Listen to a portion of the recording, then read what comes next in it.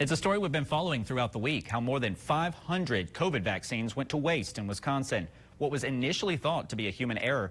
With 2020 officially in the books, many are setting goals to make 2021 a success. After the break, we hear from Med City residents on their hopes for the new year.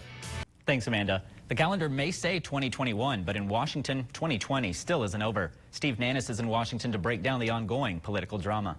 The virus impacts people in different ways, some much worse than others. Up next, the struggle for a Wisconsin woman with COVID-19 that kept her in the hospital for over 2 months. The Milwaukee Fire Department was on the beach just in case any of the polar bear plungers got into trouble. Despite the cold and choppy water, they say everyone took the plunge safely.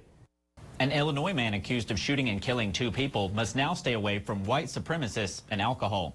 18-year-old Kyle Rittenhouse is accused of killing 2 people during the unrest in Kenosha. The pandemic didn't stop the 67th annual Eagles Cancer Telethon. We just had to adapt. We hosted the fundraiser here in our KTTC studio instead of the Mayo Civic Center and showcased some of our favorite performances from over the years.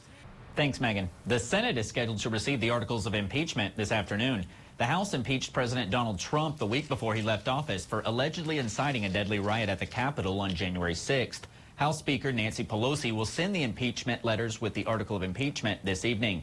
At Mayo Park, volunteers set up a voter registration table. The speakers also preached the message of voting out the representatives that do not want to work with the community to end systemic racism. Live in the studio, Alex Tejada, KTTC News. Good evening, I'm Alex Tejada. Day after day, the U.S. is breaking one record after another as COVID-19 continues to spread. So where are we on a vaccine? As Britt Conway reports, Dr. Anthony Fauci says he's cautiously optimistic that we might have something in the next couple weeks.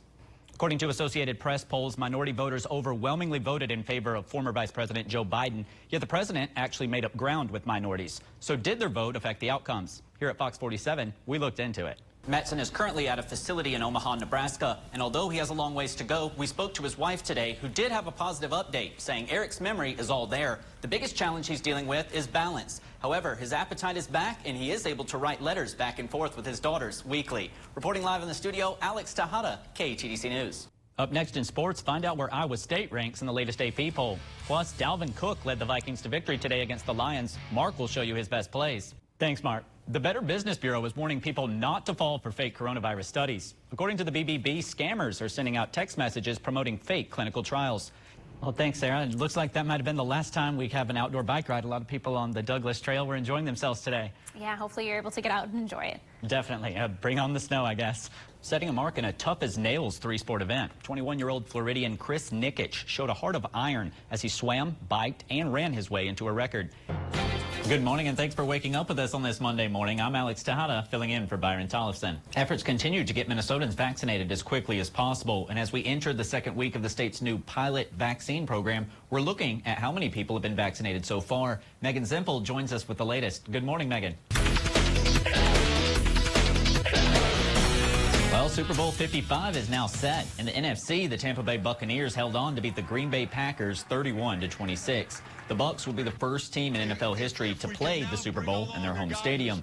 Quarterback Tom Brady will be the oldest player to play in the title game as he seeks his 7th Lombardi Trophy in 10 appearances.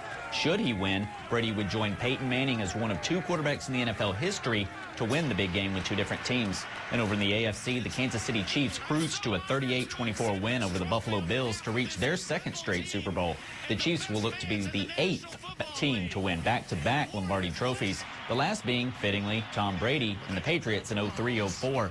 It's old versus new, the greatest of all time versus a rising star. Lots of storylines heading up to kickoff on February 7th.